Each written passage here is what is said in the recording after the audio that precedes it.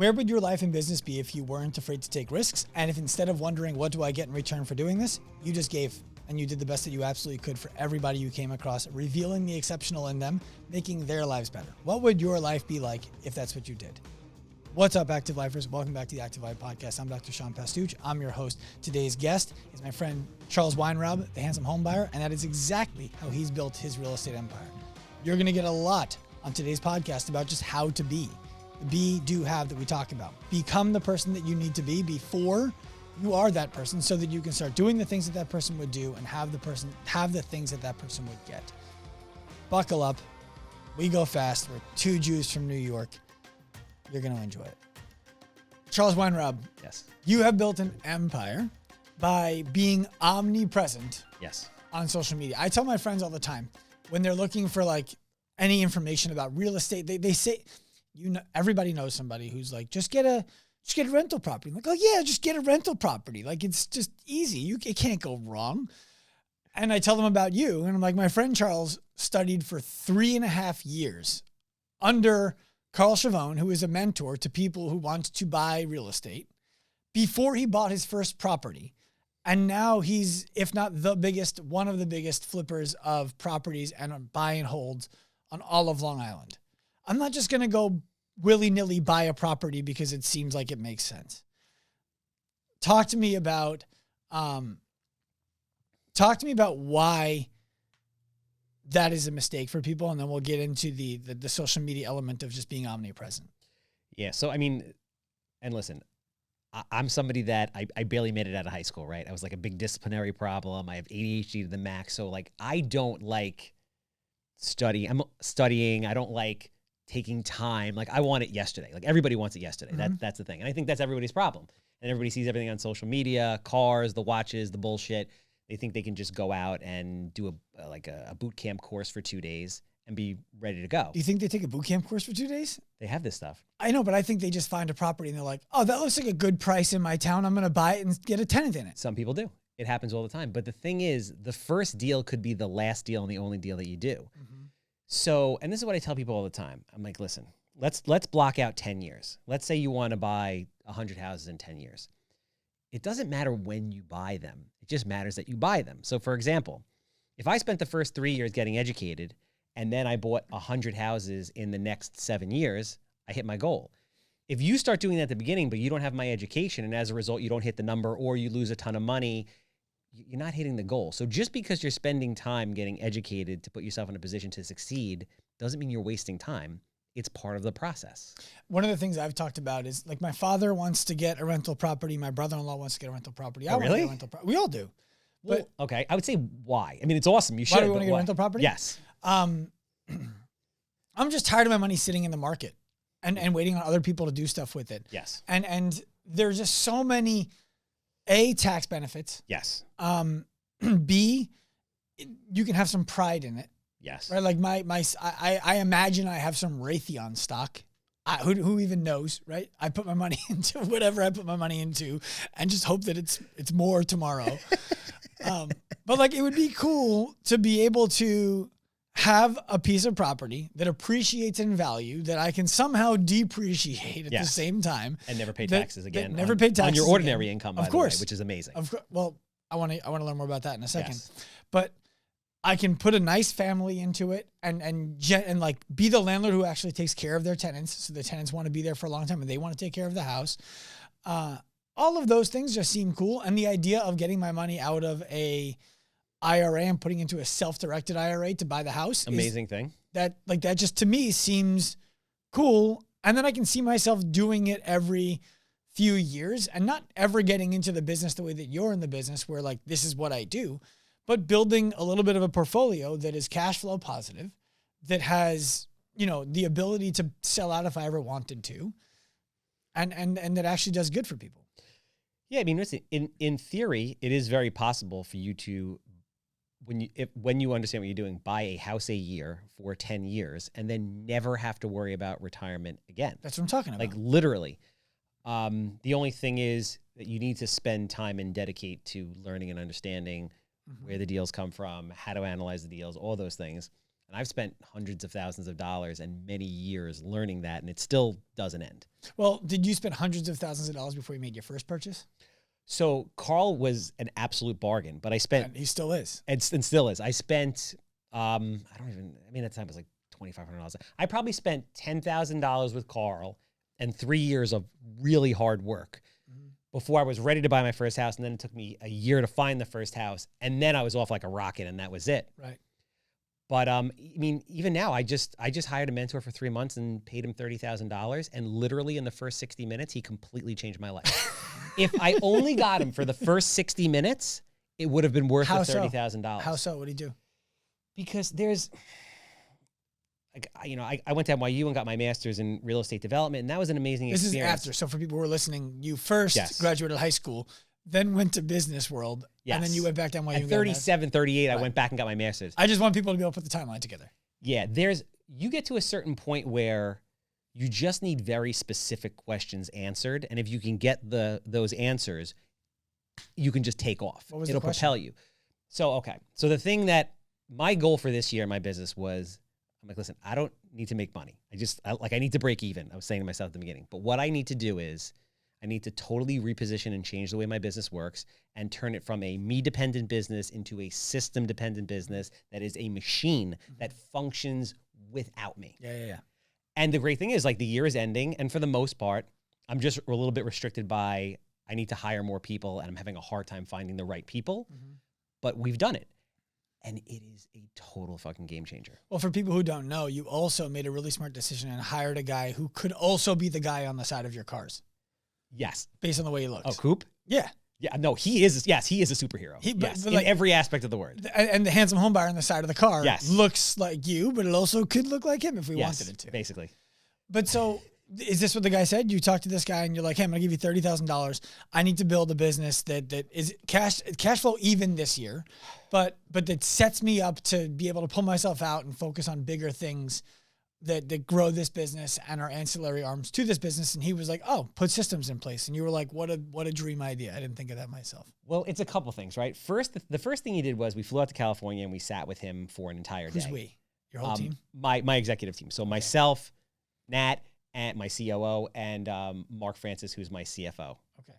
So we flew out there. And sometimes, I mean, I'm sure you can relate to this. You're so involved in your business that sometimes, like, you can't see the forest through the trees. Yeah.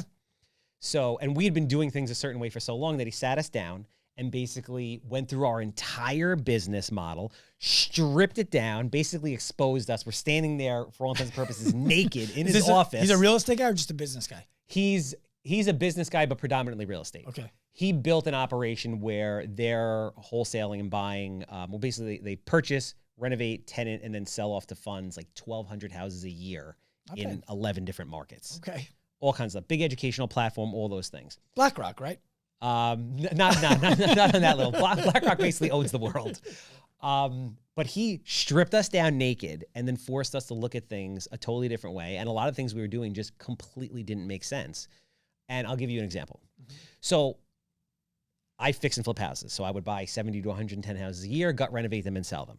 And I would build ancillary businesses that operated as a break even just to service myself in order to enable that business to exist. So those ancillary businesses are things like a sheetrocking company, a plumbing company. So a construction company, a permit company, things like that. Right. Okay. Captain Permit. What I was doing wrong is that I really should have focused on building a marketing company that specializes in bringing opportunities in. And then once I have those deals, if I am going to renovate them, I would sell them to myself. Like, I wasn't putting value on my own money, my own time, my own efforts. Once you start doing that, you start to realize that all these other businesses that you have to manage, and they're a massive risk, and it's not worth it. So what break down for people what you're describing there, because I want to understand it better. And also I have a friend who, as I'm listening to you talk about this, I think John, if you're listening, is doing something similar in Miami to where he basically understood the gap in the market where contractors are inconsistent, right? And they don't even necessarily answer the phone calls. And so Angie's List as a company was getting all these deals for people, but then the contractors, it was falling through, and then Angie's List was getting bad reviews. Yeah. So they were like, hey, we're going to give all of this business to you. And then you're responsible for the contractors because we know that you'll get it all done. And so he basically became the GC to GCs. And then those GCs started saying, you have all these deals. Why don't you just pay me a salary and own my business? So now he owns all these businesses. So go on. I mean, I guess that could go a million different ways. It could Sure. be a total cluster, or it could be an amazing But if thing. we stop at that decision, at that pivot, right? What happened was he became the guy where all the deals came to him. And then Okay. he was farming the deals out to all these other people. Oh, which is awesome. Right. Is that what Assuming you're that those describing people are doing? going to deliver. Yeah. So basically, what it is. So I'll give you. This is what happened. So what happened was. Well, he oversaw the delivery. He had a crew where the deal was like, I'm sending you this deal. Mm-hmm. I'm giving you this much of an advance to start. Yeah. If you don't do what you say, you're off the deal, and my crew's just going to come in and finish. Okay. And they would have been at a loss. Okay. I mean, so what happened with me was this. We have done very, very well.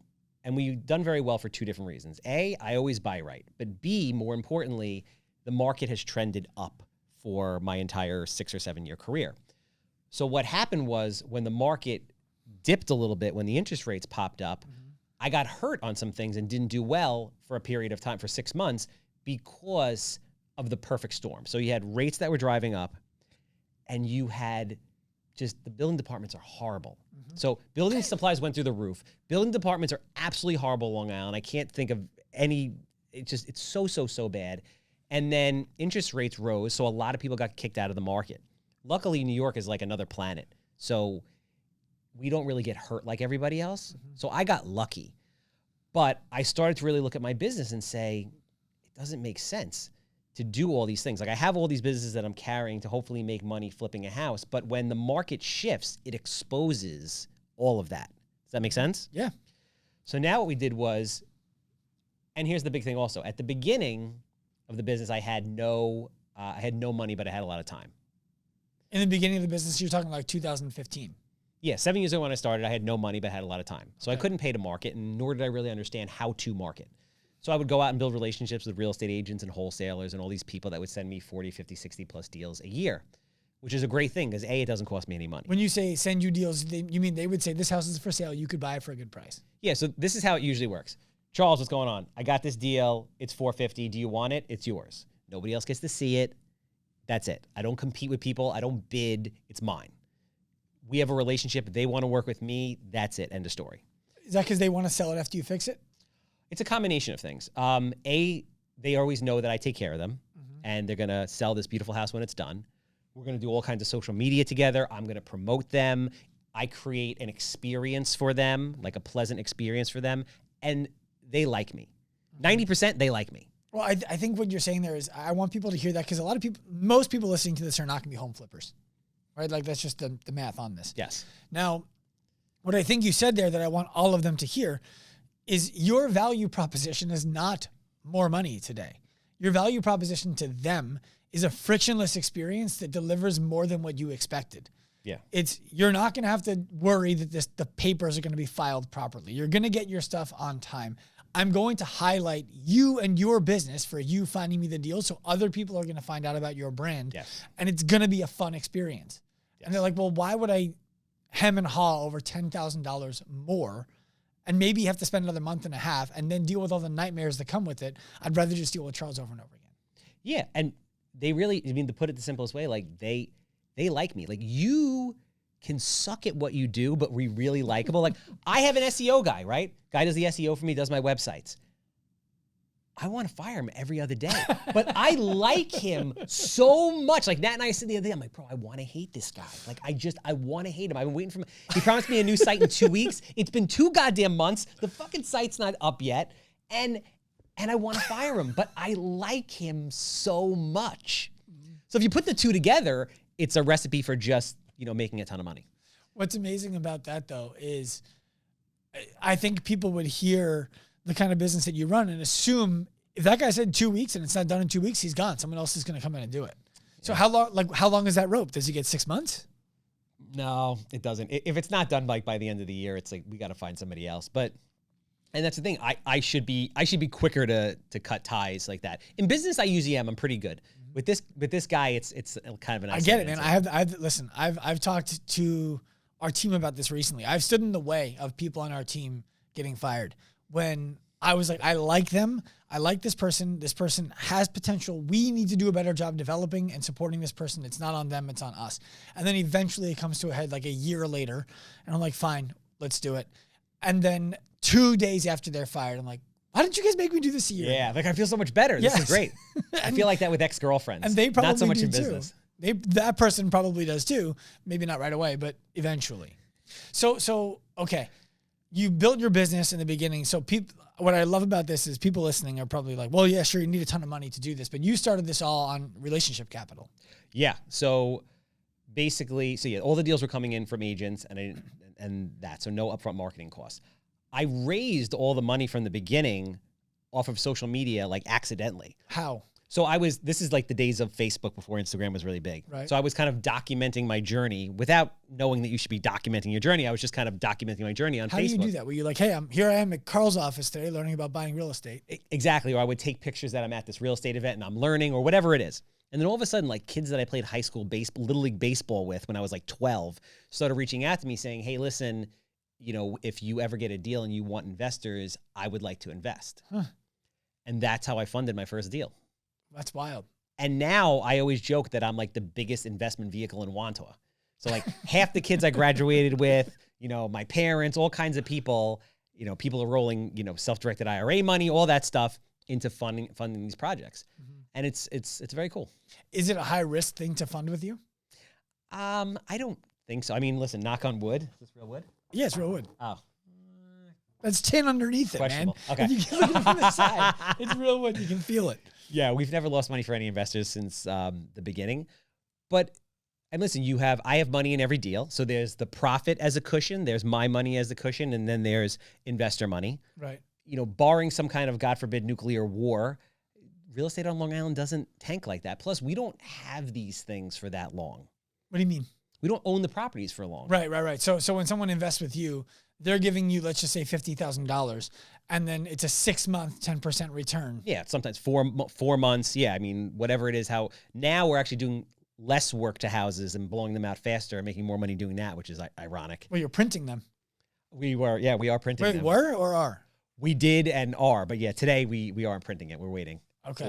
For permits for something, but yes, okay, we are printing. I think that's so crazy, by the way, just showing up with a machine and being like, all right, the house will be ready in 10 days? It's wild. It's freaking wild. Yeah, I mean, 3D printing the actual house in 14 print days. That's so and then crazy. Finishing work. Yeah, it's definitely the future. It's nuts. And it's less expensive, more expensive, or similarly expensive?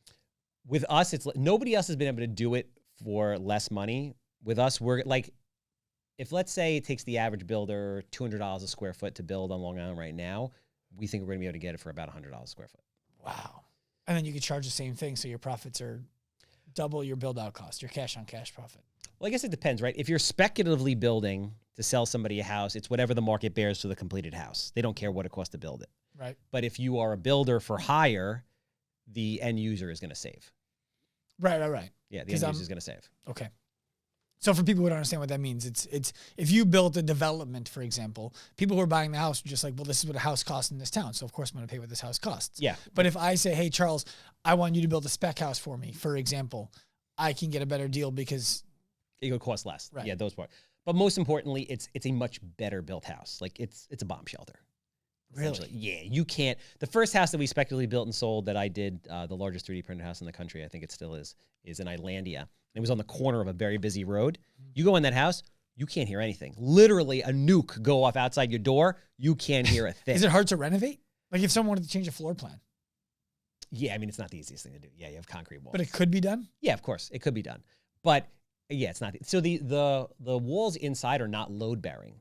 So for all intents and purposes, you could take a sledgehammer Interesting. and break them down and change things. Yes. You could do additions. Yes. It's a little bit more annoying.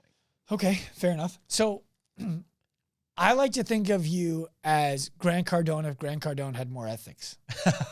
Now, for people who don't... I don't have his money yet. It's coming. Listen, I know. I don't know Grant Cardone. He could be the most ethical guy in the world. I have my thoughts. Okay. And I know people who have spent, like, I have a friend of mine who spent $100,000 to go sit down with him for, I think it was 3 days.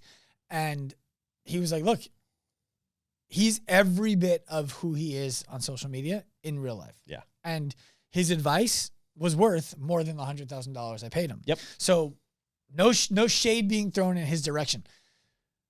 When people ask like, oh, who's this guy you're telling me to follow? I'm like, imagine Grant Cardone, but local with ethics.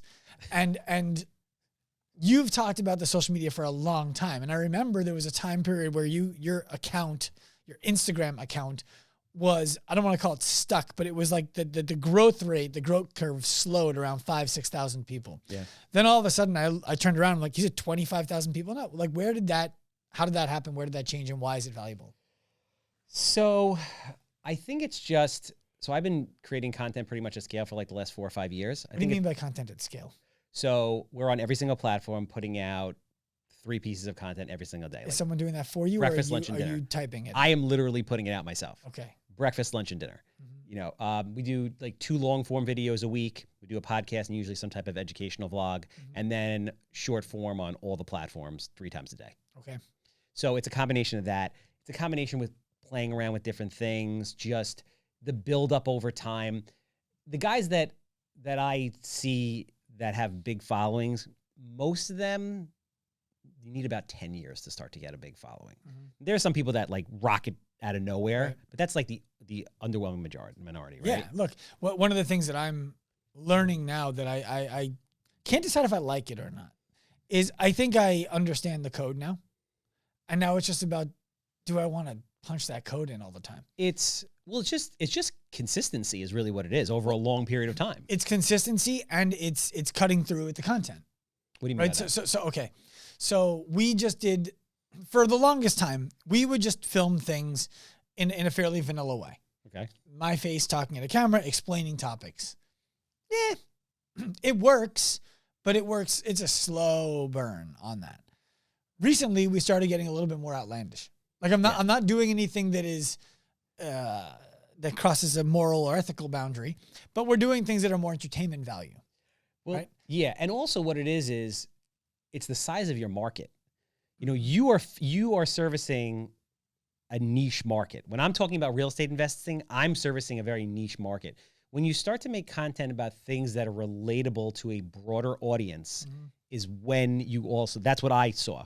So that's fair. That makes sense. One of the things I'm thinking about when you describe that, and that's interesting because I'm curious who your avatar is then, but I don't think fitness is a niche market. I think talking about developing fitness or selling it is a niche market. But if that's how you're talking about it or thinking about it, I think you have it backwards. It's about the life that people want to be able to live. And everybody wants to live a good life. So, I look at fitness like a game of Plinko. You know the game Plinko? No. Yeah, you do. There's a bunch of, you drop a coin at the top. There's a bunch of posts. The coin like, pop, yes. pop, pop. I didn't know it was called Plinko, but yes. Okay, so it's like, we don't know the path you're going to take, but eventually you end up at fitness and nutrition. Yeah. But you start off, maybe you need some financial help. Maybe you need a better job. Maybe you need different relationships. Maybe you need more mental health. But you end up in fitness and nutrition. That I agree with. But then I guess it's the marketing angle of how you sell it. So it's like, if I'm selling that, I'm selling the end result, which I don't really like to do this. This is like, a lot of guys do this. Grant does this. All these guys do it. And it's statistically proven that they do better marketing this way, which is showing all the flashy shit. So if you're showing a guy with a smoking hot 11.5 on his arm, living this amazing life, and this is who he was before, and this is the process he went through in health and fitness and all that, and how it transformed everything about him, that's kind of like what people want to see. But when I say niche market, and I'm relating this to myself, if I'm showing off the cars, the lifestyle, whatever, people get excited about real estate because they see that. But if I'm just teaching specific things about real estate, like 3 people will watch it. Right. Do you know who Edward Collins is? Who? Edward Collins. No. Edward Collins, official, I think is his account. Whatever. You guys can look it up. He's a financial literacy guy, and he talks about tax savings and all this kind of stuff and investment strategies. All he does is sit at a desk, watches an investment video, and then responds to it. His whole account, that's all it is. That's it. And somehow he's built a following of over 1 million people. And he gets a ton of... TikTok or Instagram? Instagram. Okay. I'm just getting used to the China machine now. I just got started on it. It's so confusing to me. It's so scarily amazing. I've heard that. I put one video out, I got 150,000 followers off of it. It's literally the sickest thing ever. One video got you 150,000 followers. One video. That's why I keep posting there, because I'm like, one of these might hit. I posted a video. It's got 23 million views, and then the next video will have 200. Right. All of mine are in the 200s. But all of a sudden, there's what? What'd you do? Pull your dick out? No, that would have even less than 200. That's less than impressive. I did a 3D printed video that had 22 million. But recently, I've had them put out 200. Then yesterday, I did and this is the interesting thing. The videos that we put the most effort into, like the production value of it, always do the worst. The videos that are just like, let me pull my phone out. Like yesterday, I made a video about Tommy DeVita. I don't know what that is. It sounds familiar. Tommy, the quarterback for the Giants? Quarterback for the New York Giants. Okay. I made a video about him because he lives with his mom, and I would love to live with my mom. Oh, I saw this. Yeah. Yeah, so I put that thing out. I put that thing out on TikTok. All of a sudden, it's got like 80,000 views in 15 hours. 200 for like months and months. All of a sudden, Tommy DeVita. Well, because you probably hit a vein in Boca, and all the Jewish moms are sending it to their sons. You see, this man makes a good living. He wants to live with me. Why don't you want me to move back into your house, son? It's just I'm not mad. I'm just sad about it. You never know what's going to hit, but you need the at bats. So I have 3 at bats a day, every single day. Right. A lot of them bomb, but when I started to really, really take off, believe it or not, I started going out and helping. And this is a very, very, very cool thing and a very cool story. I've changed the lives of probably a half a dozen restaurants in the last 6 months. How? So I just decided I was going to come up with this thing called Long Island's Best. And I was going to talk about the restaurants that I think are the best. I've seen that series. Okay. So the first one out of the gate, I did this Chinese restaurant that I love, that I think is the best Chinese on Long Island. Where is it? It's in Greenvale, Greenlawn, over by Roslyn. Okay. Called Hunan Taste. Okay. So I do this video where I just sit there and talk about how Hunan Taste is the greatest thing ever. My phone. You keep talking. I'm gonna put that on my phone because I need to get Chinese food. And you need to go Hunan Taste. You have to eat there though. It's better than if you take the takeout. If you take the takeout, I live in Long Beach. For people who don't know, it's a 40-minute drive from everything. I'm not gonna take it out from everything. So Hunan Taste, amazing. So I made this video. This video blew up 500,000 views on Instagram in 30, 45 days. Okay. So I don't go there. I haven't gone there. It just blows up. I was like, whatever. Then I go to this restaurant called Italian restaurant in Farmingdale, and I love this place. Old school place. They bring you the fruit at the end. They ask if you want some free. What's that? Grappa? No, what's that other stuff? Limoncello. Okay. And I noticed there's 2 or 3 people in this place on a Friday or Saturday night. I'm like, this is not good. So I just decided to make a video about it. I made a video about it. Blew up 300, 400,000 views. I went back a month later. Bro, you can't get in the door. Get out of here. And they attribute it to that? 180%. Every person, he said literally half the people that walk in the door every day, I saw it on the video. I saw it on the video. Wow. 2 months ago, I go into this. Your following is that local? It's not even, it's the shares. The thing, I hear you, but what I'm saying is Yes, my following is very local. Okay. Very local. I'm bro, this is funny to say, I'm like a Long Island celebrity. People take selfies with me in gas stations. Do they really? Everywhere I go, people come up to me, shake my hand. Hey, I got a house to sell. Oh, you're so handsome. I'm so handsome. I'm more handsome than you. Everywhere I go. Amazing. Everywhere. The reason that's surprising to me is, 26,000 followers on Instagram? Yeah, something like that. How many on the other platforms? 10,000 on YouTube, 160,000 on TikTok. Yeah. Right. So respect for getting that. It's not that big. No. I know people with millions. Super concentrated. Okay. Long Island. Okay. Super concentrated on Long Island. So I went to this place maybe 2 months ago called Cafe Volo. So Cafe Volo. It's this little, there's the Gabretsky Airport is this little bullshit airport out in the Hamptons. I've never heard of it. Private jets land there, That's and there's why. this little shack as big as this room where you walk in to take off, and there's a little cafe there. And then there's a building next to it. And this place has great food. Plus, it's very cool because you get to sit there. In the summertime, you take your kids there, and they watch the planes land. People land in a little 2-seater Cessna, walk up, sit next to you, eat, then walk away, get in their plane, and take off. It's a very interesting experience. Mm-hmm. So I made a video about it. My buddy goes there a month later. The place is absolutely packed. He knows the owner. He says, hey, listen, just curious to know, did that video do anything? He goes, you know that guy? He's like, yeah, that's my best friend. I brought him here. She's like, she started to cry. And she said, she's like, listen, we were going to close down. We didn't have the business. We were going to close down. We were going to partner with another restaurant. Now we hired 4 more people. We took over the other side of the building, and this place is freaking packed out every single day. How about that? I did that with a diner in Freeport also. I went there to see the people. Which diner? The Imperial Diner. Yeah. My favorite diner. I love Imperial Diner. Love it, hate it, I love it. I went in there, the lady started crying. Packed. Okay. I'm going to start doing that more often. It's like, who the fuck am I? Like, I'm nobody. The point is, if we all did nicer things for each other, we would all be so much better. Yeah. Have you read The Go-Giver? No. Okay, you won't. That's okay. It's like it's how you live. The whole premise of the book is people wait until they have the things that they think they need to have before they start doing the things that they think they would do if they had the things, right? So like if I had more money, if I had more time, I would. And it's like, no, you get more money and you get more time by doing the things that you would do if you already had more money and if you already had more time. That's the whole premise of the book. And the slant is to give to other people, and not money necessarily, but like your influence, your help, however you can. And you've done that for as long as I know you now. Nice. Yeah. So I remember when you first started and you got that, what was it, PT Cruiser? The first car you wrapped.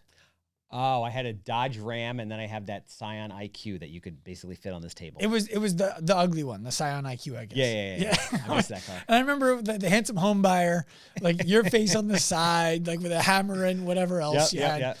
And then the phone number is like what, 1-800-CAT piss? It's like 777 sold. Okay, okay, fair.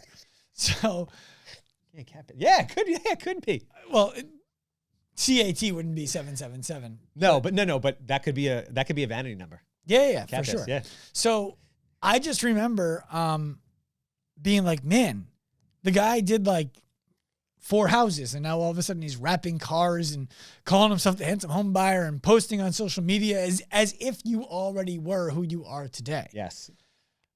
What did that, when you were doing that, were you doing that with the knowledge that like, look, I don't give a shit. This is where I'm going. So I might as well just live as if I'm there already. Because people think all the time, sure, Sean, live as if I'm already there, but I can't afford to live as if I'm already there.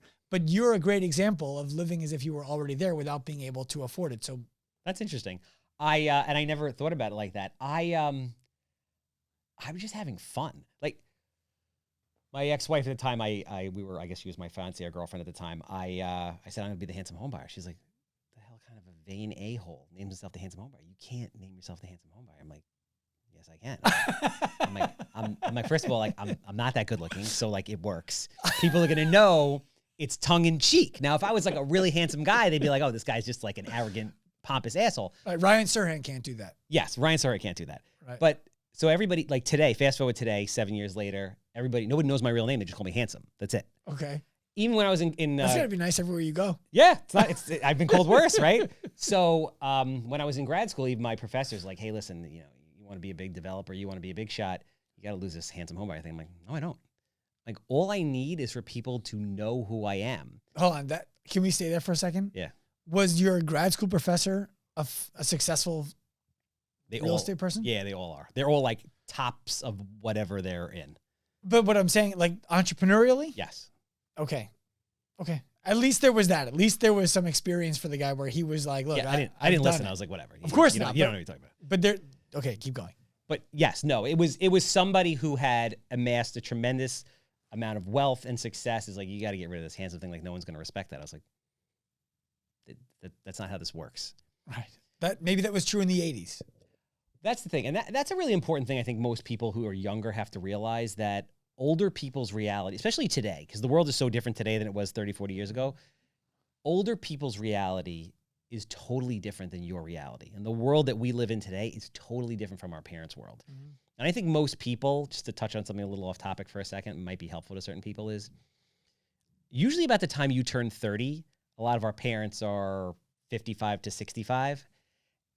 And that's kind of like, most of us growing up, like for me personally, my dad was my hero. He still is my hero, but I believed everything he said. So if I came to him with an idea and he was like, that's a bad idea, I wouldn't do it because he knows everything. Then right about the time where I think people turn, I was 30, I see other people about 30, something happens where something goes like horribly wrong. And I think also like when you hit 60, 65, something kind of happens to a lot of people, and there's a kind of a shift of power, like a changing of the guard, if you will, where the kid is now becoming the adult and the parent is kind of taking a little bit of a step back. And at that point, you really realize, you know what?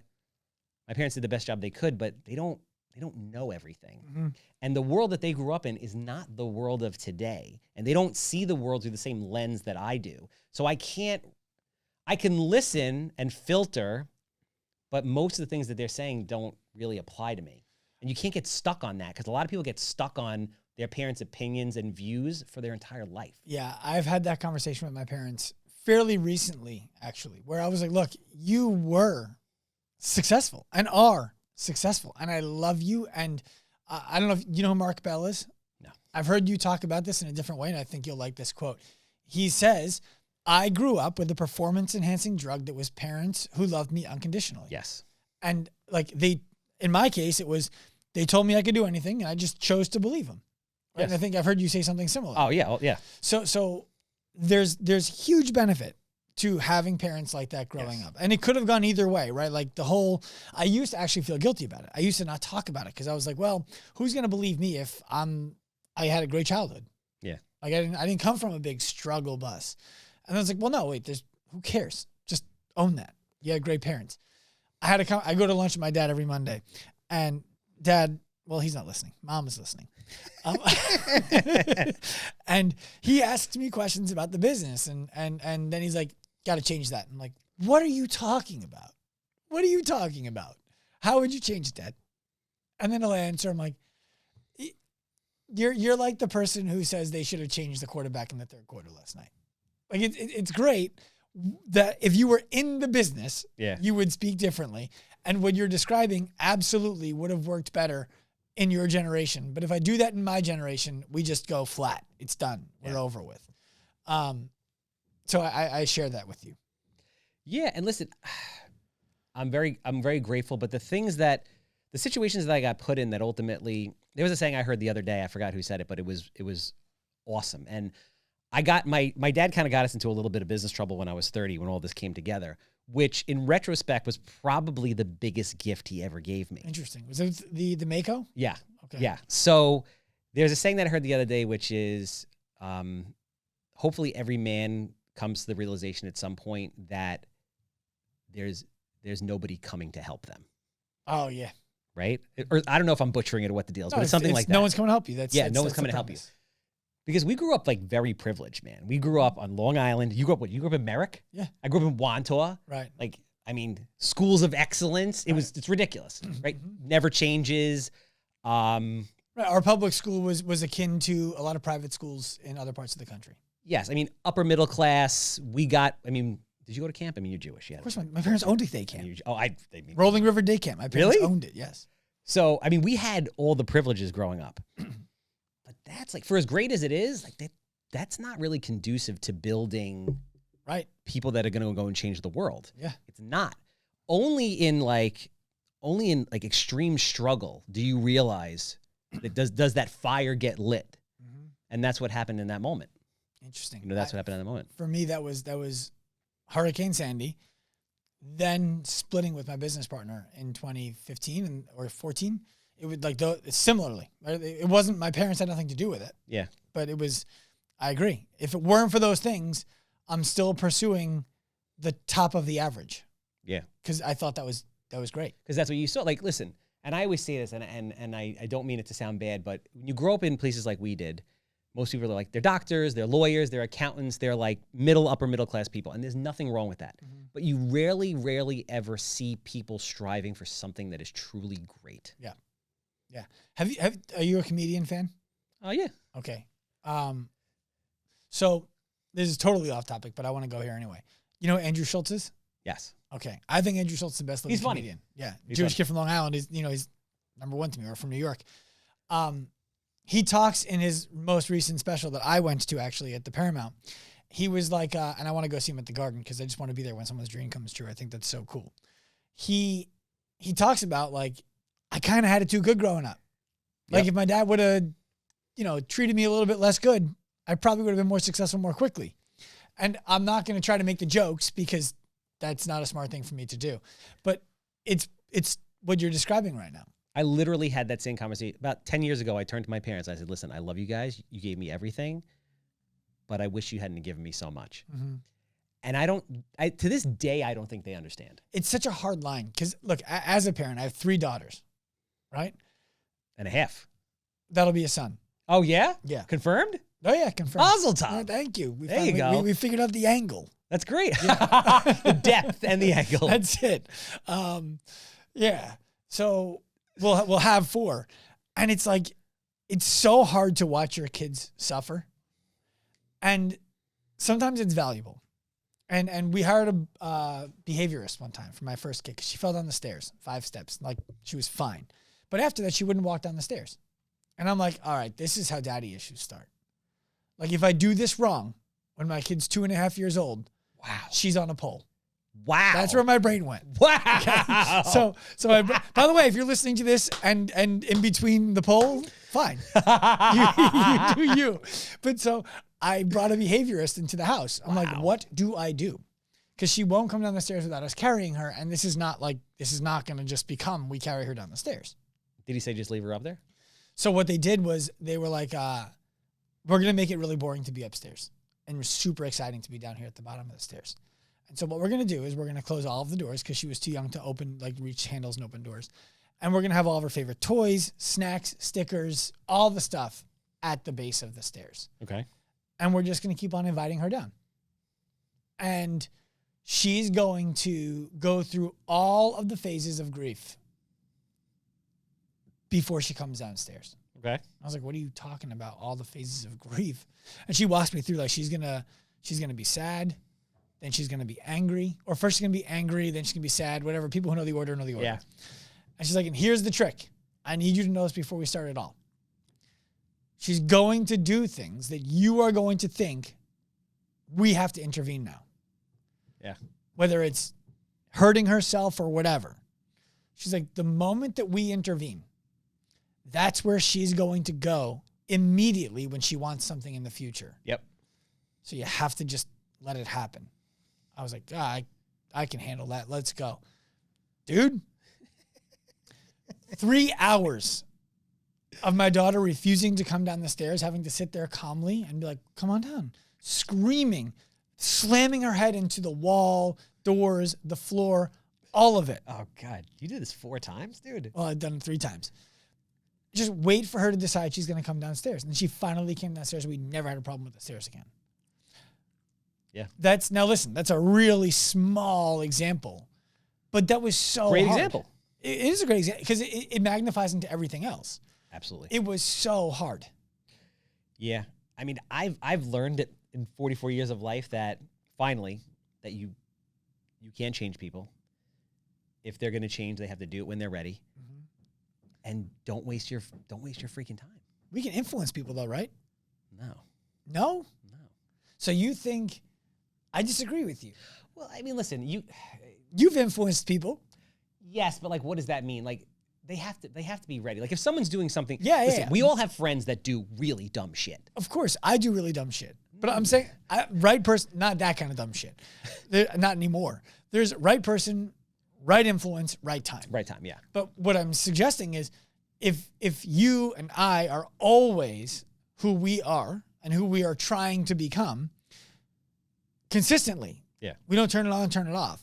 The likelihood is we're going to hit certain people with the right influence at the right time, and then we're going to improve their lives. I'm talking like when you're trying to like talk somebody in or out of something that just keeps just this repetitive negative process. Mm-hmm. You just can't. I've seen it in business. I'm like, listen, finally now my new saying in the past like year is, hey, listen, man, I want to let you know that I'm here for you. When you're sick and tired of being sick and tired, come see me. I'll always be here. In the meantime, go melt down and go through it because like I get it. I've been there. You have to go through the process. Mm-hmm. I've heard an approach where when someone comes to you and they're like, hey, like, I just don't think I can, like, I just don't see how this is ever going to work. You could either be like, well, try this, and then they don't do that. Like, I don't know. Then responding and saying like, yeah, I don't think so either. That's the thing that snaps them out of it. That it's like saying, yeah, look, you're probably fucked. And then they're like, no, I'm not. Or you're going to see how much they want it in that moment. Of course. But listen, pressure makes diamonds, right? Like, it is so important. Every really, truly great thing in my life has come out of a horrifically, just pressurized situation or event. Really? Most of them, yeah. On the other side of emotional pain and torture is some type of bliss. I think, and I'm curious your take, that depends on how you go at that emotional pain and torture. So, for example, you went through 6 months of a downturn in your business, right?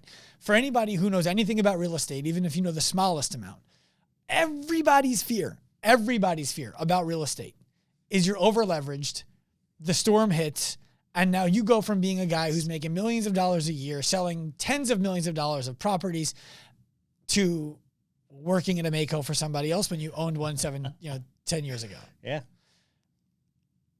Like, what was that pain like? Because obviously you weren't facing that, but like that wasn't really pain. So what is pain for you?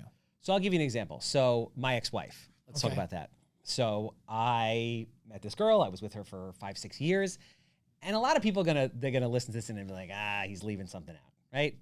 Try to take my word for it, at least for this example. I was there for some of it. Yes. Okay. So blissfully in love, engaged. We have the wedding. We don't bring the marriage license. Like, crazy Manhattan wedding, all this stuff. We don't fight. We don't have problems. I get along with her family. She's amazing. All of it is great. And literally, we get back from the honeymoon, and she's out till like 4 or 5 in the morning. And I get her on the phone at like 7 in the morning. I'm like, where are you? She's hysterical crying. She's like, I don't think I want to be married. I think we should break up. Like, hit me like, now, to this point, we were fixing and flipping together. She was a agent. She's a teacher, but she got her license, and we were building this business together, this dream together, which is amazing. Like, This is, for anybody who like doesn't believe that anything is perfect, people looked at me and they were like, bro, you like did it. Like, you're dating, like, you're married to like a 9.8. You guys are building a business together. Like, you're happy. You don't fight. Like, this is the shit that movies are made of. I remember her having, I think it was neck pain, and you brought her to my house. I remember all of it. I remember being shocked. But I can't imagine. I mean, it wasn't the same as you. Bro, even I got closure like very recently. Like, it was like 7 years later. But forget about, just to digress for a second. So, and like, basically I tried to make it work, and like, she was gone. And then I found out she was cheating on me with some guy and whatever, but it wasn't about the guy. It was, she, and I had no idea. And when things like that happen, people would say, you know what? Like, yeah, there were signs. Like, there wasn't any freaking signs. Right. Like, I was a mess for a very long time. But the point of the story is this. Before that, this is like my second year flipping. So the first year I had done 10 houses. And she left me, I had done 10 houses in this point in the second year, and it was July 28th. First year you did what, 3? Second year is 10? First year I did 11, right? First year 11. Yeah, okay. First year I did 11. This is the second year. So now I've done like 8 or 10 houses at this point. It's July 23rd. I walk in the door and she's just like, I can't do this. I tried to make it work through the guy, like all that shit. I was a mess. And so there's August, September, October, November, December. So there's 5 months left. In the 5 months, I bought like 30 or 40 houses in the next 5 months. And I had so much emotional pain that I just poured into my business. To the point where I question, if Betsy doesn't leave me, am I as big as I am today? Interesting.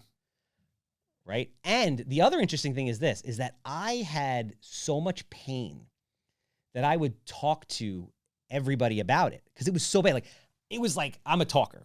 That's what I do. Like, I'm not a person that just has all these feelings and then bottles them up and then maybe explodes later. I'm like, like, you're in my periphery, you're going to hear about it. So I ended up forming like lifelong, very deep, quick relationships with people due to me sharing something so intimate and being so vulnerable. Then they're sharing things that are about their life. They're becoming vulnerable. And all of a sudden we have this like deep connection and we're doing business together. And that's it. Like, one of my buddies who I've done a massive amount of business to this today, and I really wasn't close with him at that time. I picked the phone. I was talking to him. He was like, yeah, I got this deal. And I'm like, I told him about Betsy. And he's like, he's not an emotional guy at all. The only thing he said to me, he said, don't worry, we're going to get you some houses. And we've done like 200 deals together. Wow. Since that. Okay. That's just one example. But yeah, like from that, literally, now listen, some people might say, hey, it's not healthy. You just like threw yourself into your work and all this crap. I mean, listen, it's better than doing lines of blow, hitting strip clubs and freaking drinking myself, unconscious. Sure. But that's the way I handled it. But if Betsy doesn't leave me, am I as big as I am today? I don't know. We'll never know. Right. So I'm curious, when you were flipping those first 30 after she left. Yep. Was there vengeance in them, or was it just like, what was it? Was it, I'm just going to bury myself here because I can control this? Yeah. Or was it like, you fucking idiot, I'm going to show you how dumb this was? No, it wasn't it wasn't like a revenge thing. Even today, it's not a revenge thing. Right. It's a, well, I would think if it ever would be, it would have been then, not now. It was just raw emotion. Right. Just such a massive amount of just raw emotion that needed to be channeled into something. I mean, I have a ton of energy to begin with, right? 10x that energy. What was I going to channel into? I channeled it to that. I don't know if you're as big now as you would have been either, but how do you now keep getting bigger? Because now what's going to happen is if you constantly need something that's painful to get you where you're trying to go. Yeah. Well, it's not quite that dramatic, right? But, right. Well, but that's what I'm trying to understand. Because people are going to listen to this and they're going to say, I love everything this guy has to say. So do I wait until things go to hell? No, what I think it is also, and this is very cliche sounding, but it's very true. Don't shy away from uncomfortable situations, because uncomfortable situations cause growth. It doesn't have to be your wife walking out on you, or your business all of a sudden possibly being taken over by the government, or whatever it is, right? It could just be firing that person, or breaking up that partnership, or breaking up with that girlfriend or boyfriend, whatever it is. It doesn't have to be that dramatic, but people get comfortable and they get complacent and they tolerate a lot of things that ultimately inhibits their growth. Sure. So, okay. I love the line of discomfort. I want to keep going there because I've experienced the same thing, right? My wife even said to me right before we knew for sure she was pregnant this fourth time. I can't believe I just said the fourth time. Jeez. Jesus Christ. That is wild. So we were done. We were done having kids. And I knew that the business was in this moment of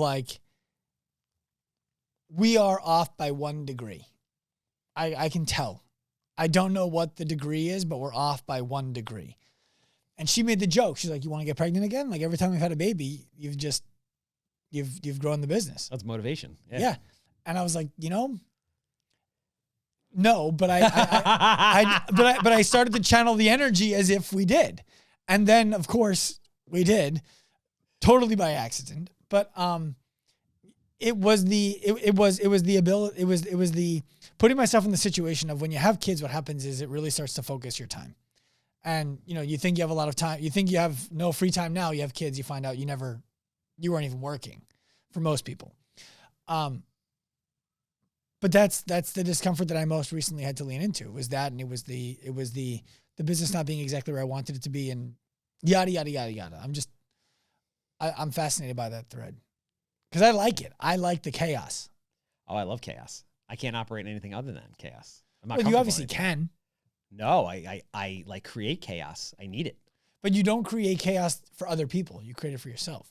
Yeah, because I am hardwired to exist in that world. So so I'm going to learn something here. How do you create chaos for yourself when everything else is calm? It's I guess it's a controlled chaos. I'm always stacking more and more and more and more on top of it. And so just the constant pressure of stacking all of these things just creates a certain level of chaos. What's an example of these things? Like just more houses? Yeah. So okay, now we're going to completely change the business model, and now we're going to have to hire another 5, 6, 8, 10 people, and we're going to do 300 houses this year. And by the way, we're going to also start a fund and a property management company, and I'm going to go back to school and get a freaking 2-year master's degree in the middle of all that. I just pile shit on. Mm-hmm. Well, okay, so let's go back to that. I'm also in businesses where they are just chaotic businesses in general. Like flipping houses is a very chaotic business. It's a very dynamic business. Being in Mako is a very dynamic business. Like you buy a house, you think it's all planned out. No, it's not. It's freaking madness all the time. Well, I loved it when you maybe 6 months ago, 5 months ago, you made a post and you were basically documenting how you lost money on a house that you were flipping. Yeah. I thought that was super cool because, it's from the outside looking in, it's like, oh, every house this guy buys just makes a ton of money. Yeah. Must be, and I know, people are at home doing the math. Yeah, of course. The back of the napkin math. Yeah. So I thought it was super cool that you came out and you were like, here's how I lost $100,000 on a house that we flipped and sold for $1 million. Yep. Yes. Yeah. Real talk. Yeah. But yeah, people don't like to talk about that stuff, but that's Why not, real. Though? Why not? Because that's not cool. And it's also a level of vulnerability that a lot of people are not willing to, bear to people. So what's the benefit of it for you? Why do you do it? You know what it is? I don't give a shit what anybody thinks. It's like really that simple. Like I don't care. And I feel like talking about these things is beneficial to the world, or at least to 1 or 2 or 10 people that see it. Definitely beneficial. It allows, what it allows for me at least is any level of comparison that you might try to have with other people. When you can come on and be honest and be like, look, I lost $100,000 on this house. Yes. And I sold it for $1 million. Yeah. What happens now is instead of just thinking, if I only had the money to buy the first one, I'd be Charles. It's like, oh, there's actually some shit here that I don't know. And it's nice. It's relieving. And I think it allows people to, I can speak for myself. It allows me to focus on what I know and go all in on it. No, I mean, I guess everybody takes different things from it. When I think about it, and I'm not that specific example, but just everything that I talk about, I remember, again, going back to we don't see things that are great. There was, my dad was like a big stock market guy. So instead of like putting my money into these businesses, he's like, you should put into this private placement. I put like $200,000 or $300,000 when I was like 27 years old into this private placement, and it just went belly up. Mm-hmm. And I lost all of it. But I met the guy who owned the company, who was trying to basically bring this thing public. I like had a front row seat to watch him. And that was the first time I ever saw anybody try to do something truly great. And then when you see that, all of a sudden, it kind of opens your eyes up to like what is possible. So when I put all this stuff on social media, for me, I think more so what I'm trying to do is inspire other people and show other people that you can do anything. Like greatness is out there. But at the same time, here's the reality of greatness. The reality of greatness is you're going to get the shit beat out of you. Like it's not for anybody. Yeah. Like I enjoy getting the shit beat out of me. What does getting the shit beat out of you look like? Just emotionally, I mean, knock on wood, I have had a lot of financial success, so it hasn't really been so much financially, but in little dribs and drabs. Like I tried to do an assisted living. I lost $300,000 there. I tried to. You're not doing that at home anymore? Which one? The assisted living in Oceanside? The townspeople came out and the temple started rivaling and they squashed it. And I lost almost $200,000 trying to get the approvals there. I've lost money. I was waiting for that to start. That was so wild because my cousin ran the catering hall there. That was a wild experience, man. I bet. That was a wild. I mean, I can never go to a political fundraiser again. Like witnessing what goes on behind the curtain of just politics and the world is fucking scary. What was it like? Just greasing wheels all over the place? It's not even. I mean, just people and people's inherent nature. Forget about outside of the whole. So basically, for those of you who don't know, there's a 4-acre site. It was Oceanside Jewish Center, and I was going to purchase 2.5. This was an amazing feel-good project. I was going to purchase 2.5 acres, knock down part of the temple, build an assisted living facility, which is massively needed in that area, renovate the temple, make it more compact because the congregation was shrinking, and it was going to be great. The temple was going to get to stay. There'd be an assisted living facility, $800,000 worth of taxes coming into the town, all that shit. Little did I know that that's like Temple Row. And the temples were feuding because they were supposed to be like a merger between that temple and the temple down the block. And as a result, there was one lady, this nasty, nasty woman, who just riled everybody up to come out and not support it. And what I did was I came out very open, and I was like, hey, listen, something has to be done here. This place is like falling apart. I'm going to give you guys like 6 different options of what could work here from a financial perspective, and you tell me what you want to do. And this is not the way this shit is done. No. The way this shit is done is you like You work with certain politicians, and they freaking get the thing passed in the middle of the night at 3 a.m. on a Tuesday in the middle of a fucking monsoon. And then all of a sudden it goes up and nobody cares. I was trying to be the idealist and say, you know what, this is your neighborhood. Tell me what you want here. And everything I proposed didn't matter what it was. Medical, assisted living, affordable senior housing, because people can't live here who've been here their whole lives. You know, market rate multifamily, self-storage, whatever it was. Nobody wants shit. So I saw how there was just a certain nastiness and a jealousy of people and how people just didn't want change. And they sure as shit didn't want a 35-year-old kid walking through here who's going to do a $50 million deal. You weren't 35 at the time, were you? I was probably like 38 years old, 37 years old. This wasn't like 2 years ago? No, it wasn't. It was a while ago. Okay. So they certainly didn't want that. So that was disheartening. And then when you see what goes on in politics, man, it is wild. But don't you have to play the politics game? You're getting zoning all the time. There is no politics game. It's like, how do I describe this? If you're getting involved with politicians, from my experience, and this is obviously on a very hyper local level, not on a national level, who the hell knows, they're not going to help you because ultimately they want to maintain their jobs, and it's what the people want. So if the people come out, even if it doesn't make any rational sense, they don't explain to the people how this is a good thing. They just go with the flow because they want to maintain their positions. They want to maintain their positions. Yeah. But if you don't do things for them, they will submarine your deal. So you're not working with them to help. You're working with them to just not fuck your shit up. And then you're just hoping that 1 million people don't come out and say, we don't want to do this. So that's really the problem in New York from development standpoint. It is insane. Mm-hmm. The cost, the time frame, it's horrible. It's also, if you ask Grant Cardone, the worst state in the country besides California to rent to tenants. I don't know. I love it. I was going to say, but you do it. I have 100 plus. Right. I have over 100. Yeah. I love it. It's great. What do you love about it? So, I have all different types of tenants. The majority of my portfolio is government program based. So Section 8, CDC, all different kinds of programs. And I love that because throughout COVID, I got paid every month. Mm-hmm. I didn't have problems. Now, listen, it is tough here, yes. But along with all the bad, there's a tremendous amount of good. And what do I mean by that? Okay. Is it bad that, it could take you 6 months, a year, 2 years, 3 years to evict somebody? Absolutely. But you know what? Long Island has negative absorption when it comes to rentals. What do I mean by that? There's not enough. We couldn't build them fast enough. So the demand is so crazy and the numbers are so crazy that it's an exceptionally profitable business. Well, the other thing is, if I'm listening to that and I own one and I got a squatter for 2 years, that's a big problem. Yes. When you own 100, yes, it's 1%. Yes. And I yes, exactly.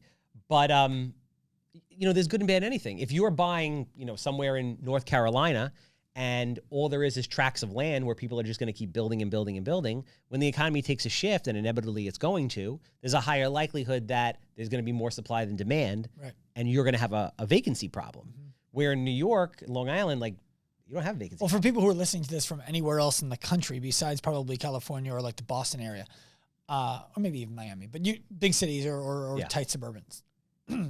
I've driven through your parts of the country and seen this town is coming on a sign. Yes. Buy your house in this town now. Yes. I'm what does that mean? Yes. Where would you put a town here? Yeah. There's no room for them.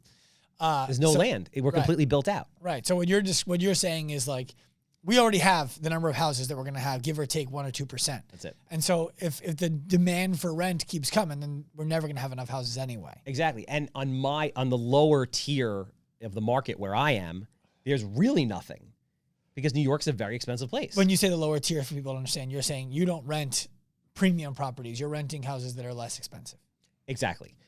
So when you're renting Section 8, when you're renting houses to Section 8, you operate off of something called FMR, which is fair market rent, which is what HUD sets nationally on a county by county basis. Mm-hmm. So for me, when I'm underwriting a deal, that's the floor, right? That's the floor. It's workforce housing. It's not luxury. So, right now we're about to get $3,500 for a 3-bedroom house. A 3-bedroom luxury house on the North Shore, something can be $5,000, $6,000, $8,000, $10,000, $20,000. So when you have affordability, a luxury house on the North Shore for $5,000, $100,000? Oh no, no, I meant rent. $5,000. Okay, got it. $10,000 a month. Got it. Okay. Or more.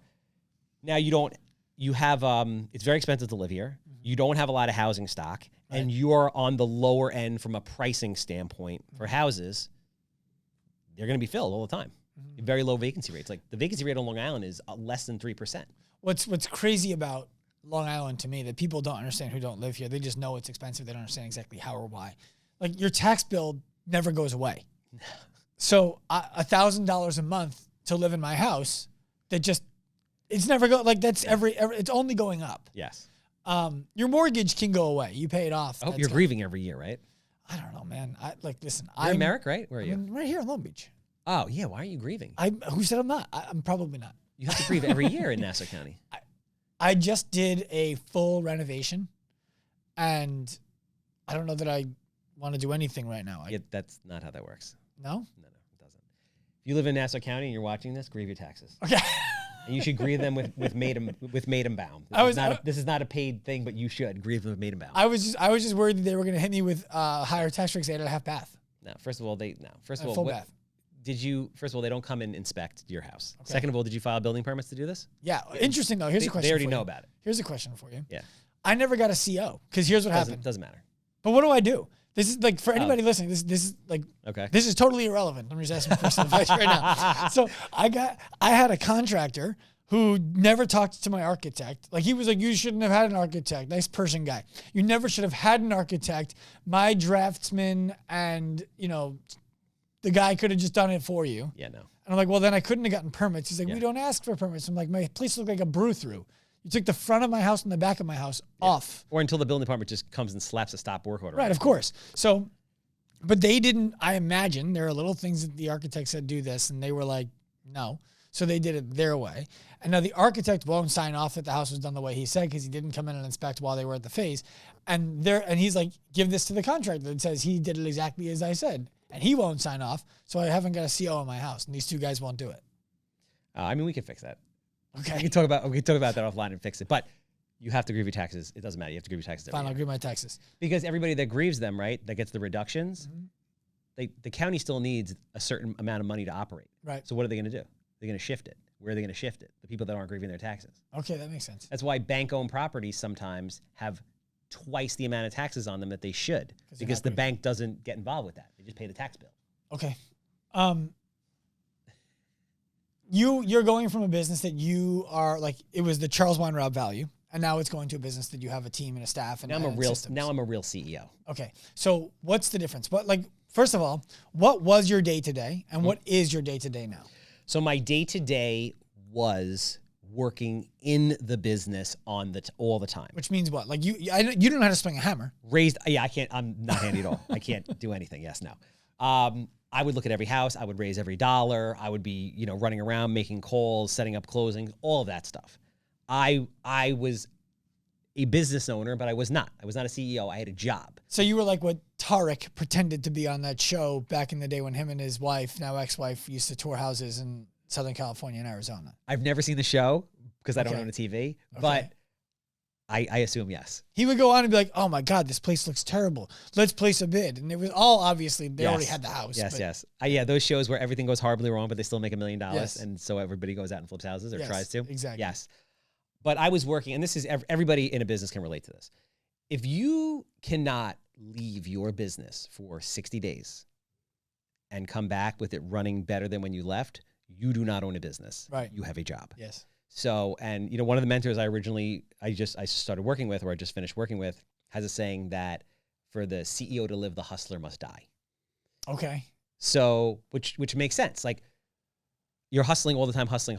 Like now what I'm doing is building systems, hiring the right people, paying them way more than I ever really wanted to get a much better result of a system-based business that operates without me. Mm-hmm. So what does that mean? A realtor would call me and say, come and look at this house. Great. I would come. I would look at the house. I would walk through. I would make an offer. I would GC the job. I would raise the money. I would do everything. Now I don't do any of that. Like the leads come in through our inbound and outbound outreach. It comes into a leads manager who takes the call. asks a series of questions, sets an appointment, sends it over to the deal desk. The deal desk looks, enters in more information, assigns a field rep. The field rep goes out to see the house with a special 3D camera, takes pictures throughout, inside and out, so that the person at the deal desk, it's like they're actually in the house. Interesting. So they can see every aspect of the house. The deal desk does the review, sends an offer over to the field rep. The field rep negotiates the deal, gets the accepted offer. The people in-house process all the paperwork. We close. The construction division goes out, does the renovations, lists the property. I don't do any of that shit. That's amazing. Nothing.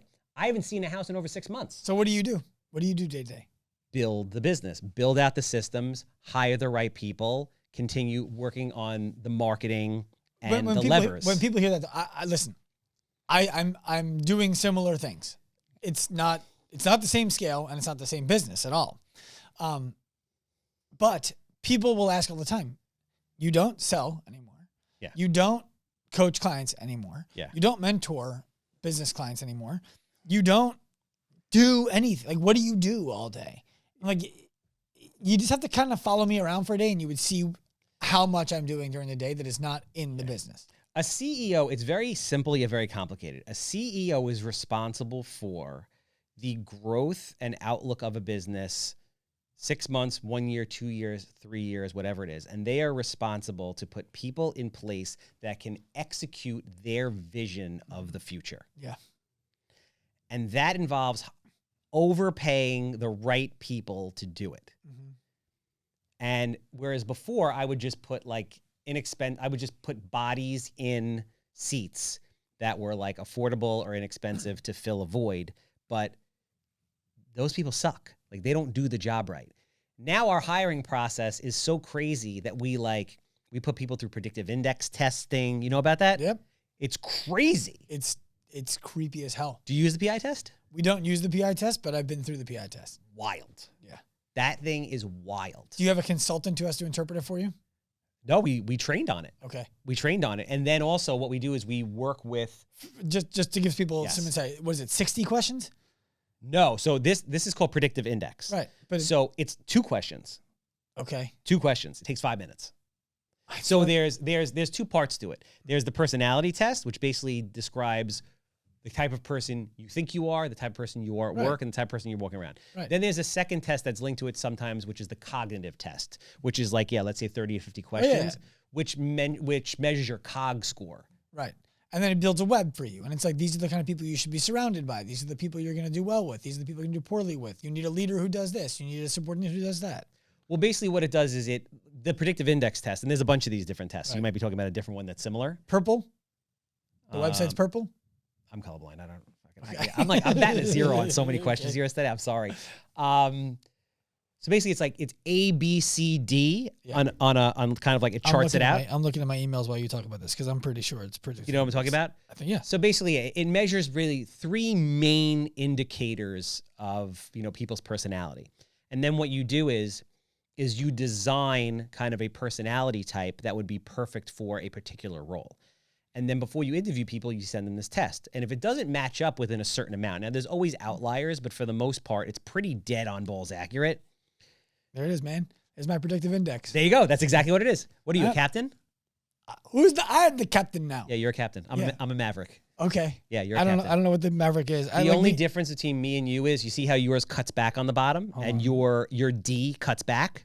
My D cuts back. I will share. So I will put this document into our show notes so that all of you can see what we're talking about right now. Go on. Yeah, you see how your D cuts back? Yeah. My line goes straight out, which means I'm very comfortable with risk, whereas your D coming back in is you need things to be a little bit more structured. I'm just like, fuck it, let's go. Yeah. Yeah. I need some of what you have. Like people listening to this are like, what? Sean is risk averse? I'm like, no, not compared to you, but compared to you. Yeah. Yeah. But that's why, so captains, Nat, who we know, is a captain. Okay. Captains can be great CEOs. They're amazing COOs. Richard Branson only hires, from what I understand, the COOs of like massive businesses to then be the CEO of his. Right. I've heard him talk about like we just don't do the whole try somebody new out. Yeah, we want proven entities. Exactly. So that's the thing, and every avatar is good for a certain type of position, and the test is so accurate that you can literally use it in court. Like if you refuse to hire somebody, Interesting. based on the fact that they didn't test the way you needed them on that test, and you've tested everybody with it, no problem. That's it. That is a legitimate defense that holds up in court. Okay. So we've used the predictive index test. It is an absolute game changer. Now, it's not 100% on all the time. There are certain outliers. There are certain, like I have a field rep who's amazing. The guy is an absolute savage, closes everything. And a field rep is a certain type of avatar. Captains are good field reps, usually. I imagine. They're just, they're salespeople, great personality, all that. He is not. He is something that just typically wouldn't work, but he freaking kills it. So there are some outliers. And depending on how far off the dots are, but it will save you a lot of time. Okay. Mary, you're listening to this. We're gonna jump into predictive index. Because one of the things we're looking to do right now is we were talking earlier about our business trajectory at Active Life. Mm-hmm. We were help people get out of pain without going to the doctor or missing the gym from anywhere in the world. Yep. Then coaches started hearing what we were doing and seeing their clients coming to us and being like, what the fuck? Why is my client who is in California or Oklahoma working with a company out of New York who doesn't even have somebody who lives local to them? I need to go learn what they're doing. Yeah. We started educating coaches. Then gym owners started to see their coaches who worked with us make an inordinate amount of money compared to all of the other coaches in their gyms. And they're like, what's going on here? So they started asking us, what are you doing? So we started like, of course, let's start coaching gym owners. And this is me. This is where people say like, you have a problem with risk? Not really, but I want to know more than maybe you do before I start. I was just like, yeah, we can teach coaches. Yeah, we can teach gym owners. I sold 20 gym owners a program that cost them $2,000 a month that was going to be 12 months long to start. And I only had the first month built. Yeah. I don't think they would be angry at me now. They know this, but that's most people would reality. shut down and never do that. Like you have to be a certain type of person to be able to do that. Yes. But so now what happens is those gym owners, we built it out. It's amazing now. Like our team absolutely smashed the mentorship we give to clients to the point that, like you said, I can go on vacation for 60 days. They'd probably be like, thank God you were gone. Nothing that you would have fucked up got fucked up, and now things are better. That's amazing. It's great. But now we're seeing our clients would only go 85% of what we asked them to do for reasonable levels of fear about the next step, because the next step changes everything about their culture and their business. So we launched our own brick and mortar that was the concept we were teaching them how to run, and we launched it in January. Okay. It's been everything that we told them it would be and more. And we're making mistakes because we have to be the test kitchen. Yeah. And so we're not making as much money as we possibly could because we're trying things that don't work, because we have to find all the things that don't work, and we're still making money.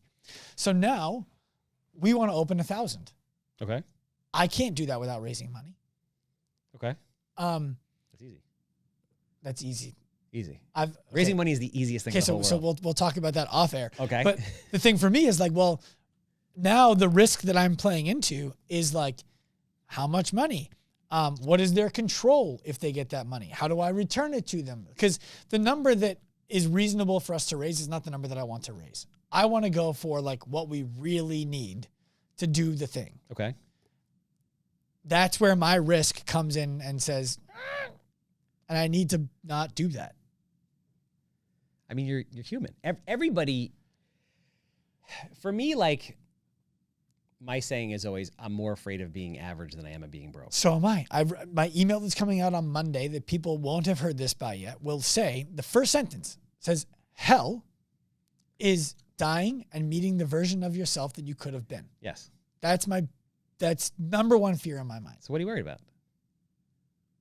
Giving somebody else control and having them not uphold the standard. Oh, so basically you're looking to raise money for other operators to open these places? I'm going to own them. Okay. Starbucks style. But okay, they have to be excellent every time. It can't just be like, this is how we churn cash. We don't care about the reputation. Well, basically it's kind of like, what's that new fast food that they're saying isn't fast food, but it's still fucking fast food model? Chipotle? You don't have a TV, so it's Chipotle new to you? Not Chipotle. Okay. The other one, the way they're closed on Sunday, they're very Chick-fil-A. religious. That's like the Chick-fil-A model. So Yes. you know about the Chick-fil-A model? Very much so. Yeah. So basically, like We are Chick-fil-A and Starbucks had a baby. We're doing that. somebody comes in with 5%. They need X amount of years experience, 5% equity, and the parent company essentially rapes the P&L, and then that person says that they're an owner and makes $250,000 a year. Yeah. That's exactly what we're aiming to do. Yeah. Oh, no problem. Easy. Yeah, easy. The hard part is What's the hard part? There are several hard parts, at least for me, because I haven't done it before. We've done it Okay. once. Getting the money, All right, easy. finding the properties, Okay. building them out consistently. And then the big bottleneck, really, and this is where we need to do things differently, is we develop our staff to a degree that other people aren't even considering. Okay. So we need to source people properly. Okay. We need to train them properly. And then we need to install them into a system that's working. So we need to train the leader. We need to train the staff. Okay. That's the hard part, is getting, because right now the fitness industry, there's nobody offering a $70,000 a year salary that can peak out at 120 when you're hitting profit share without working more than 25 hours a week on the floor. Yeah. We're doing that. Are you offering? Are they being owner? Are they going to be owners? So we're back in, yes, in some cases, yes. Yeah. Not the coaches on staff, the leadership staff, the operator. Okay. Yeah. Okay. That's fine. Yeah. And that's fine. So you're talking about the coaches being able to make $70,000 to $125,000 a Yeah. year. Okay. Yeah, on salary. So what's the problem? We have chicken and egg, right? If we had 100 places right now, it would be obvious that you need to come get this education to get a job working in a business that pays better than anybody else and works with the kind of client you otherwise couldn't get to. But right now we need coaches who see the opportunity to come say, I need to get that education so that when a location opens up, I can be primed to go and work there. Finding enough people who want to go through the education to get hired is the number one thing. That's easy. How is that easy? All of this shit is very easy. If I'm you, what I'm looking at is this. I'm thinking about, listen, this is basic franchise model. And then you're coming up with the scenario of like, okay, what's the best way to execute this? It's franchise model that we own. But yes. Yeah. So it's when I say franchise model, Repeat. You have a system that is replicable, that makes sense. So what you're going to do is you're going to build the first one. You're going to build all the systems. You're going to put all the manuals together on everything. What are the demographics? Where does it work? What are the processes? Yep. What are all the margins? Done. Boom. Okay. Now it works. It makes sense. Here's the margin. Now just go fucking open more of them. I don't understand. What's the point? You're marketing via a whole host of different ways to go market. Social media being one of the main ones, right? Yep. And so wait, you want operators or coaches? Yes, both. So right now, the education for that coach is 13 months long. We need to truncate that. Yeah. Right. But so in order to truncate that, it has to come down to 90 days. That's exactly the number that I have in my mind. Yes. In order to do that, I believe they need to be on site in New York getting trained in person. Okay, no problem. 90 days. When I owned the Mako, I had to go to King of Prussia for like 45 days or 60 days or some shit like that. So what'd you do? Find like short-term leasing there to rent and live? I had to rent a hotel. And I went to Mako school. So you would have active university. Right. Well, that's a big part of where the money needs. These are just the operators, but again, similar to Chick-fil-A, they need to have a certain amount of experience. So maybe what you do is you're bringing in these high-level people in New York under the pretenses that, hey, listen, we're going to send you to different places, and you're going to be able to have an equity stake in a business, and you're not a business person. But the only way you're ever going to own a business and make a certain amount of money is under this umbrella doing something that you love. Right. So you're going to work here with us for whatever amount of time, a year, 2 years, whatever it is, 6 months, whatever it is, with the idea that you're going to be placed in exactly what we want to do. In a store. But they have to have equity in order to keep them there. Yeah. I follow. What we need is the money that I'm looking to raise when we start raising money is the money to build that school and to build the next 5 locations or 10 locations. Yeah, this is like, we'll talk. Yeah, this isn't like, oh, I don't have the money. Like, the money is the easiest part of this whole freaking thing. I love to hear that. It's something I've never done before. I get it. Yeah, I've been bootstrapped since day one. This thing started with like working with an athlete for free and turning him into 10,000 more. If you listen, here's the thing you have to understand, right? I need you to like really internalize this. There is far more money in the world chasing people like you than there are people like you chasing money. That blows me away. Because when I hear about people who went to VC and tried to pitch and all this kind of stuff, it's all just like But do a this way. thousand no's first. When I got into this, Carl said to me, hey, listen, if you do this right, and you do what I'm telling you as far as how to raise money, you're going to have more money coming at you than you have projects. I have a guy emailed me yesterday. True story. No, I'm sorry, Monday. I don't want to lie. Yo, man, listen, I got $1.5 million. I need to put it to work in the next 60 days. Sorry, I can't take you $1.5 million. I don't have the need for it. Like, I have people lined up to it. I have people literally DMing me and texting me every day. I need to put 300 to work, 1.5 million to work, a million. I offered one time and you said you weren't ready. You weren't taking them. Bro, I literally don't have enough opportunity for the money at the level that I am. Crazy. And listen, we're running around right now with, let's say, like $30 million in investor capital. And I could go raise another freaking 20, 30, 40 more like freaking nothing. Was that true from the beginning though? No, I mean, listen, it never starts out like that. Right. But it's a process. Once you prove to people that you can make them money, word spreads very, very quickly. I believe that.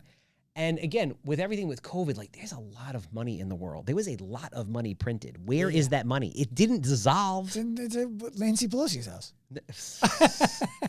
Right? Like, it's just, it is there. People don't know what to do with it. Yeah. So if you have a proven business model that can be replicated and the return justifies the market's risk or what the market considers to be a risk, it's easy. I got on the phone with a guy who's a franchise consultant. We're not looking to franchise. That's not what we're looking to do. But like you said, it's the same kind of idea. And he's like, look, there's a math game. It's 300, 300. Like, what does that mean? It's like 300 locations making $300,000. It's like a month? It's like, no, a year. $300,000 net a year? or gross? Gross. Okay. What does that mean? That's $100 million buyout is what he was saying. Whatever. It's, I'm not looking to sell, but the point is when you operate a franchise, their goal is 300 locations making $300,000 a year. I was like, we were doing that by March. I think the $300,000 a year is a net number. No, it's a gross number. I was specific about what's the net? 40 grand? The net on, so an Orange Theory franchise, and I don't have the actual franchise disclosure documents, but you can do the math by backing into some stuff, is like 7.5% on your investment, and your investment's about $1 million. So you're looking at $75,000 to $100,000 a year as your return, 10%. That sucks. I know. That sucks. That's why they're not continuing to grow. So what happens in most of these fitness franchises, especially, Fitness is hard, dude. very well. That's why that's another thing that's hard for us is we're not exactly fitness. We're something beyond fitness, and we're not quite healthcare. So there's this understanding that the market needs to do. Like you were saying before, you were ahead of the curve. Right now we're talking about Gary Brecka and all these people are coming out and being like, you don't have to wait until you're sick and dying to not be sick and dying. Yeah. I'm like, yeah, exactly. Exactly. But we're still having to educate the market on what we do because Dana White hasn't been our client yet. Yes. That's what we're working. Yeah. I mean, that's marketing and branding. Yeah. Yeah. Yeah. I mean, listen, but if the model works, then it's easy. If the margins are there and the investors are getting, a real return or they have equity part of it, I mean, and it's very, very simple. Like the guy can't make a generalization like that. Basically what it comes down to is there's private equity, there's hedge funds, there's all these people with tons of money that are looking to buy up existing businesses, and they pay a multiple of EBITDA, right, depending on the scale. The more you have and the more hands off it is, the bigger the multiplier. Mm-hmm. It's that simple. Yeah. I don't mean to keep being the guy who's like, oh, well, here's the problem with that solution. The trick for us is a multiplier of EBITDA doesn't get us there. Doesn't get you where? To where it wouldn't make sense for us to raise as a multiplier of EBITDA in order to start to build out these facilities. No, that's not how the raise goes. Got it. I'm talking about that's how the exit the sale. The valuation. But when I look at and listen, I might be totally wrong. You're not fitness, but I'm comparing you to fitness, but I'm just kind of comparing you to everything, which is everything has a life cycle. Mm-hmm. So let's talk about fitness for a minute. Like when I was telling you about that gym that I loved before. Mm-hmm. When I think about a new gym concept like CrossFit, I'm like, yo, you want to be fast, hard out the gate, build this thing 1 to 5 years and then sell it. Mm-hmm. And then whoever gets another 5 years and then it's done. Because the fitness world is very fatty. Yeah. Here today, gone tomorrow. That's how it is. Let's say everything has, a 10-year run. Mm-hmm. So you got to come out of the gate super strong, build it as big and quick as humanly possible, then sell it at close to the height, give it to somebody else, let them pull out whatever they can until ultimately it just runs dry. I mean, think about how many different fitness franchises were here and then gone. Curves. I actually saw Curves the other day. I was like, holy shit, there's a Curves that still exists. You're 100% right. And look, the thing for us is our aim is not to be fitness. Yeah. Fitness is a part of what we do. And that's a big part of the reason why what you're describing, we don't want to be fitness. I don't want to be a 5-10 year ride and then out. Yeah. But everything for the most part has a life expectancy to it. Yeah. Yes. And if you look at Equinox, for example, yes, they're on a decline right now because other people have come in and just outdone them because they got tired. But the NFL hasn't slowed down. No, listen, there's certain things. I mean, did you ever think Blockbuster would go out of business? I was too young to know the difference. Shit, God, that's depressing. But I mean, I was old enough to know what it was. How old are you? I'm 40. Oh, okay. Yeah, no, we're like no. I just mean like I wasn't studying the business model of Blockbuster. Yes, but you remember going into Blockbuster. Now Blockbuster is just MySpace, whatever. Everything has a life expectancy. Every business is in the process of going out of business. You're just trying to delay that. I get that. Inevitable. I'm not expecting Active Life to still be called Active Life 150, 200 years from now, operating the way it is. Is that what you're looking to do? Are you looking for this to be a long-term legacy? Yes. Are you looking to build it to a certain point and sell legacy business, generational, all that. I don't want to sell it. Okay, fine. But so it'll evolve and change. Exactly. It will become an IP company. It will become a consulting company. Like it will become all of those things as a result of the success that we demonstrate in the business. When everybody in the world right now is going towards AI and we're going towards people. That's going to be the study of like everyone zigged this way. Active Life was like, no, people, not computers. How the fuck did they get successful? That's my anticipation. We'll see how that goes. No, that makes sense. I don't want to make this all about me. What is there anything? Is there anything I didn't ask you that you think would be useful for the audience to listen to and hear? Because I think what you did today was you presented a masterclass on just giving first. Yeah. No, I mean, listen, and a lot of this stuff is really cliche, and you can see on every dramatic TikTok video of some dude like in front of a podcast mic, but there's really nobody else there, and it's like he's in the shadows. You know what I'm saying? I know exactly what you're talking about. But really, I built a business on selflessly giving to people and wanting nothing in return, while understanding that there is an inherent benefit to that. Mm-hmm. And I give first, but don't allow myself to get taken advantage of. Mm-hmm. And just work your ass off. I mean, just work your ass off. I like that. I want you to explain the difference there between giving and being taken advantage of. Then we'll go to a wrap. But before I do that, I want to acknowledge, I love that you added the work your ass off part. Because today, the hardest thing to do is to get somebody to work hard. Yeah. I mean, a lot of people have lived very cushy lives, us included. Yeah. But even people who haven't, there's like, now there's this whole, I'm going to need to get too political, the oppressed, all that kind of shit. And it's like, well, I work really hard, but it won't matter how hard I work. I'll never get what you get because I don't look like you look. Like, well, that's not true. Yeah. But that's all. It doesn't matter where people come from now. We're living in the participation trophy world, and a lot of people want things handed to them more easily. They want their shortened work week, all that. I like just to say all excuses. Yes. But so what's the difference? Close it out with what's the difference between giving and allowing yourself to be taken advantage of? Yeah, I always look to help people first. If somebody needs my help, I absolutely give that to them. If I start to see a repetitive pattern of just selfishly taking while not giving in return, that's when I cut it off. It's more of like an energy thing. Got it. And listen, I could be giving to somebody for a very long time and not really needing or wanting or expecting anything in return, but I just understand that they appreciate it. Mm-hmm. When there's people that don't appreciate what you do for them, or the first time you reach out just to ask a simple question, they're not there for you. That's the moment where you cut it off. And it's not bad that you gave to them and didn't get anything, and then it ends up getting cut off because they're just not because you didn't get anything, but they're taking advantage and they're not good people at their core. It's some people look at it as wasted time or wasted energy. It's not. It's a data point. Yeah, it's just. And you still put good into the world. And don't change who you are as a result of just a few negative experiences, because I think people in general inherently are good. The overwhelming majority of people will appreciate what you do, will reciprocate. You will all go up together as a result. It's a very small percentage of people that are just shitty people. Mm-hmm. I agree. All right. Turn pro. I hope you enjoyed this episode of the Active Life podcast. Please remember, give us a hand, rate it, review it wherever you listen to shows. We are on a mission to humanize the healthcare industry by professionalizing the fitness industry to empower the individual to live a life unlimited by the way that their body looks, feels, or performs. If you are inspired by that mission and want to jump on the wagon, find us anywhere. Active Life Professional on Instagram, Active Life RX on Instagram. Come to me personally at Dr. Sean Pastuch. We want to welcome you onto the train. We want you to be a part of the mission. We want to offer you the opportunity to pursue this right alongside us. We're inspired by your effort, and we hope to help you in your journey. Turn pro.